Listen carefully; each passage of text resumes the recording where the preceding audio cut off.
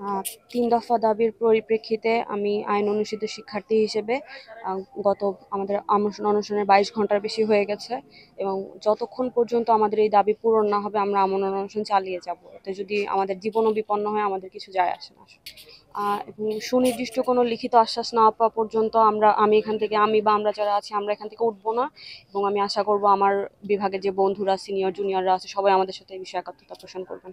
আমরা 3 দফা দাবিতে এই আমরণ অনশনে বসছি। আমাদের 3 দফা দাবিগুলো হচ্ছে, প্রথমত 49 থেকে 51 ব্যাচের 2021 সাল থেকে যত এক্সাম হয়েছে সকল পরীক্ষার পুনর্মূল্যায়ন এবং নিরপেক্ষ বিশ্ববিদ্যালয়ের শিক্ষক দ্বারা পুনর্মূল্যায়ন।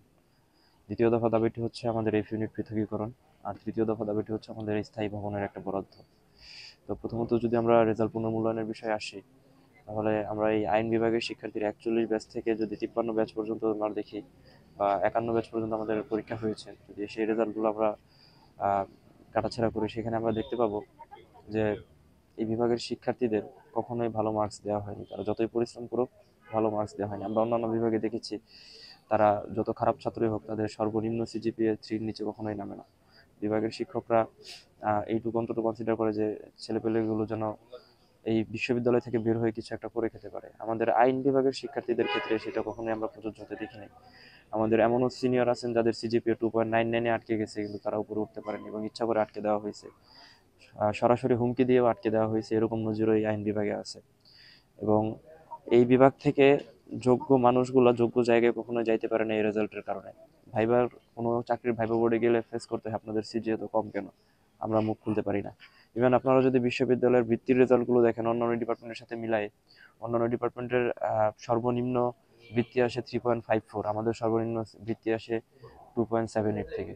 এটা আমাদের জন্য খুবই হতাশাজনক। এবং এই যে মার্ক ম্যানিপুলেশনটা হয়েছে, আমরা কেন এই অভিযোগটা তুলছি? আমাদের বিশ্ববিদ্যালয়ের আইনে আছে যে আমাদের পরীক্ষাগুলো যখন পরীক্ষার খাতাগুলো দ্বিতীয় পরীক্ষক মূল্যায়ন করবেন, সেই খাতাগুলো দ্বিতীয় পরীক্ষক হবেন বাইরের বিশ্ববিদ্যালয় থেকে।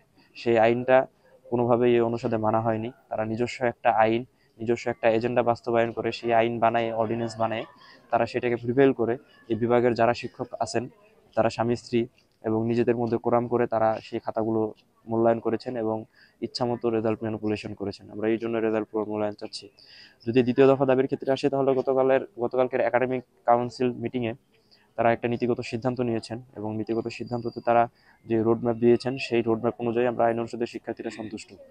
কিন্তু 3 নম্বর দাবির ক্ষেত্রে প্রশাসন সবসময় মুখ খুলতে নারাজ। তারা আমাদের ভবনের ব্যাপারে কখনোই কোনো স্থায়ী বা সুনির্দিষ্ট রোডম্যাপ আমাদেরকে দেয়নি, কোনো টাইম ফ্রেম আমাদেরকে জানায়নি কত টাকা বরাদ্দ হবে। সবচেয়ে দুঃখের বিষয় হচ্ছে, গত 14 বছরে যদি অ্যাডমিশনের ফর্ম বিক্রির টাকাও আমরা ধরি, তাহলে সেই ক্ষেত্রেও সবচেয়ে বেশি টাকার ফর্ম হয়তো বিক্রি করেছে আইন অনুষদ। একটা ডিপার্টমেন্ট, একটা অনুষদ, সবচেয়ে বেশি টাকার ফর্ম। কিন্তু দুঃখের বিষয় হচ্ছে, গত 14 বছরে এই প্রশাসন থেকে একটা টাকাও আইনের জন্য বরাদ্দ হয়নি। আইনের একটা স্থায়ী জায়গা হবে, সেই জায়গার জন্য বরাদ্দ হয়নি। ইভেন 1450 কোটি টাকার এই এত বড় একটা বাজেট পাশ করা হয়েছে জাহাঙ্গীরনগরে, সেখানে আইনের জন্য একটা পয়সা বরাদ্দ নেই, যেখানে আইনের নিজস্ব কোনো ক্লাসরুমই নেই। একটা দূরের কথা, নিজস্ব কোনো ক্লাসরুম নেই। এবং সেই যেই ক্লাসরুমে আমরা ক্লাস করি সেটা ইকোনমিক্সের কাছ থেকে আমাদের ভাড়া করা ক্লাসরুম। আমাদের ইকোনমিক্সের শিডিউলের জন্য অপেক্ষা করতে হয় যে তারা কখন ক্লাস শেষ করবে, আমরা ক্লাসে ঢুকবো। আমাদের শিক্ষকদের অপমান করে ক্লাসরুম থেকে বের করে দেওয়া হয় যে আপনারা বের হয়ে যান, আপনাদের সময় শেষ। আমরা এখন যেভাবে অনুষদ চলতেছে, যে আমাদের লাঞ্চের পরে ক্লাস করতে হয়, ইভেন আমাদের ক্লাস শিডিউলগুলো যদি আপনারা রুটিনটা পর্যালোচনা করেন, তাহলে দেখবেন যে দুপুর 2টার পর থেকে আমাদের ক্লাস শুরু হয়, 2টা থেকে বিকাল 5টা পর্যন্ত আমরা ক্লাস করি। একটা অনুষদ কখনো এইভাবে চলতে পারে না। এই একটা অনুষদের নিয়ে এই বিশ্ববিদ্যালয়ের কোনো মাথা ব্যথাই নেই। প্রশাসন যখনই আমাদেরকে কথা বলে তখন আমাদেরকে বিভাগ হিসেবে ট্রিট করে। যদি আমাদেরকে বিভাগ হিসেবে ট্রিট করে, তাহলে এই অনুষদটাকে বিলুপ্ত করে দিক, অথবা এই বিভাগটাকে বিলুপ্ত করে দিক, আমাদেরকে সার্টিফিকেট দিয়ে দিক, আমরা সার্টিফিকেট নিয়ে বের হয়ে যাই। এই হতাশার জীবন আমরা আর চাই না। এই হতাশার জীবনের চেয়ে আমরণ অনশন করে মরে যাওয়া ভালো।